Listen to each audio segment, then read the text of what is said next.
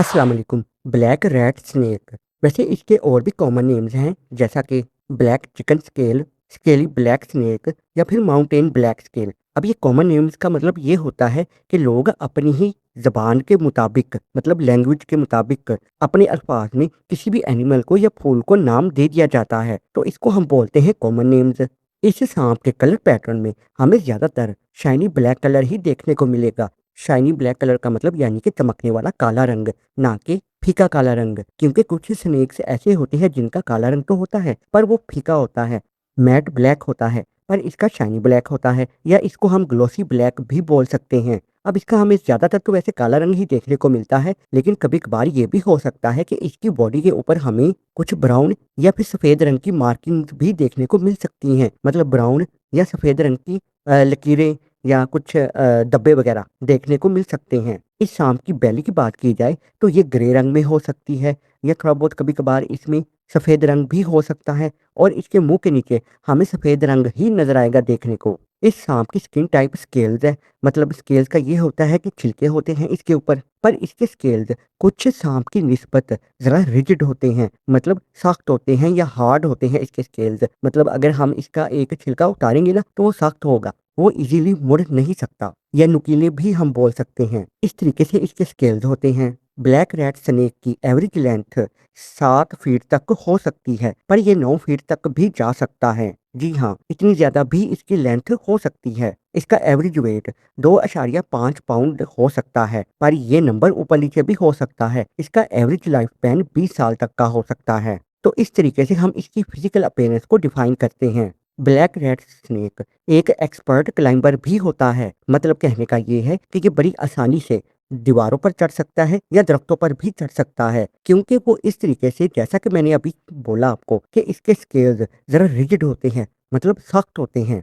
तो क्या करता है जो इसकी बैली के नीचे स्केल्स होते हैं ना, अब क्योंकि इसके वो सख्त तो होते हैं मतलब हार्ड होते हैं, तो ये जब दीवार पर चढ़े या दरख्त पर चढ़े तो ये उनके साथ अपने स्केल्स को रगड़ता हुआ ऊपर की तरफ रेंगता जाता है। तो ये काफ़ी स्पीड के साथ इस तरीके से दीवारों पर या फिर दरख्तों पर चढ़ सकता है। अगर मैं दरख्त की बात करूँ तो दरख्त का वो नीचे वाला हिस्सा होता है ना, ट्रंक, यानी कि उसका लकड़ वाला हिस्सा, तो ये रफ सरफेस होती है, मतलब ये लकड़ वाला हिस्सा दरख्त का ज़रा खुरदरा होता है, तो इसलिए बड़ी आसानी के साथ ये स्केल्स को रगड़ सकता है और ऊपर की तरफ जा सकता है रेंग के। अब मैंने बोला कि दीवारों पर भी चढ़ सकता है, तो जी हाँ, पर ये जैसा कि आप स्क्रीन पर देख रहे हो ना कि हमारे घरों की दीवारों पे ये नहीं चढ़ सकता, क्योंकि ये ज़रा स्लिपरी होती हैं। तो यहाँ से तो ये बड़े आराम से स्लिप कर जाएगा।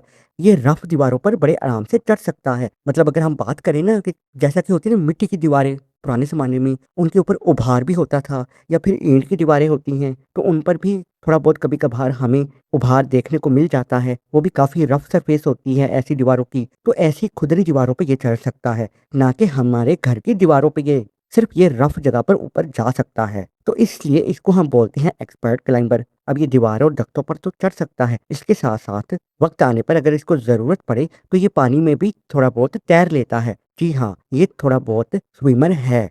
डिफेंस मैकेनिज़्म, मतलब ये अगर इसको कोई खतरा हो तो ये अपना दिफ़ा कैसे करता है? तो सीधी-सी बात है, सबसे पहली कोशिश तो ये यही करता है कि ये वहाँ से भाग जाए। रेंगता हुआ ये भाग जाए और किसी दीवार या दरख्त पर चढ़ जाए, ताकि ये अपने आप को बचा सके, या फिर ये कभी किसी पानी में जा सकता है, तैरता हुआ वहाँ से कहीं से बचकर निकल जाए, तो इस तरीके से ये अपने आप को बचाता है। और अगर हम इसके ज़हर की बात करें तो जी नहीं, ये ज़हरीला साँप नहीं है, इसके मुँह में ज़हर बिल्कुल नहीं होता। अगर किसी इंसान के साथ इसका सामना हो जाए, अव्वल तो ये बिल्कुल भी कुछ नहीं कहता, क्योंकि ये साँप काफ़ी ज़्यादा डोसाइल होता है, ये काफ़ी शाइस्ता मिज़ाज का होता है, ये पंगे लेना किसी के साथ पसंद नहीं करता। तो इसकी पहली कोशिश तो यही होती है कि ये वहाँ से ज़ाहिर भागने की कोशिश करेगा, और अगर इसको पकड़ लिया जाए तो ये अगर काटेगा तो ज़हर तो इंजेक्ट ये कर नहीं सकता।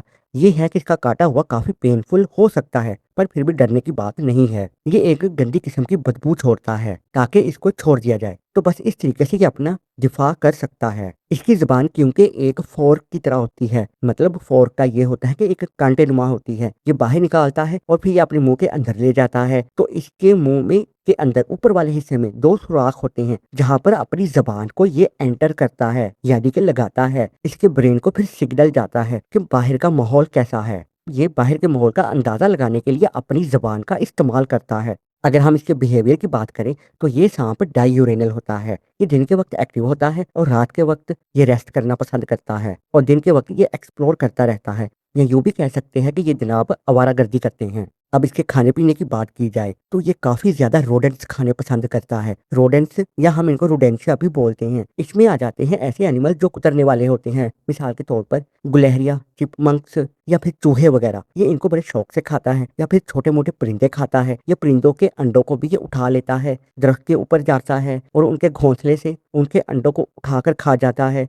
या फिर मेंढक वगैरह ये खा सकता है, या छिपकलियां वगैरह भी ये खाना पसंद करता है। पर सबसे ज्यादा ये चूहे खाता है ये सांप। तो ये सब इसके खाने पीने के मेन्यू में आता है। और शिकार करने का इसका तरीका यही होता है कि ये अपने शिकार को पकड़ता है और ये उसको सफोकेट करता है, मतलब दबाता है, उसका दम घोंट कर उसको मार देता है और फिर निगल लेता है। पर इसके अपने भी कुछ प्रीडेटर्स हैं, मतलब ऐसे एनिमल्स जो इसका शिकार करते हैं। तो वो हो सकते हैं रैकून, या फिर जंगली लोमड़ियां हो सकती हैं। इसके अलावा आउल्स मतलब उल्लू वगैरह, या फिर हॉक बर्ड्स। ये कुछ प्रीडेटर इसके हैं जो इसका शिकार करते हैं, मतलब इसको खाते हैं या पकड़ कर ले जाते हैं। हैबिटाट्स मतलब ये सांप कैसी जगहों में रहना पसंद करता है। तो ये फार्म लैंड में हो सकता है, मतलब ऐसे खेत या फसलें जो आबाद होती हैं ये वहां पर भी आ सकता है। या फिर माउंटेन एरियाज के इर्द गिर्द भी हो सकता है। या फिर वुडलैंड्स में हो सकता है। वुडलैंड का मतलब ये होता है कि ऐसी जगह जमीन पर जहाँ पर काफी ज्यादा दरख्त हमें देखने को मिल जाए, एक किस्म का जंगल ही होता है। तो ये वहां पर भी पाया जा सकता है ये सांप। या फिर ये डेंस फॉरेस्ट में पाया जा सकता है, मतलब घने जंगलात में। तो ये ऐसी जगहों में रहना पसंद कर सकता है। बाज दफा ये भी हो सकता है कि किसी इलाके में अगर कोई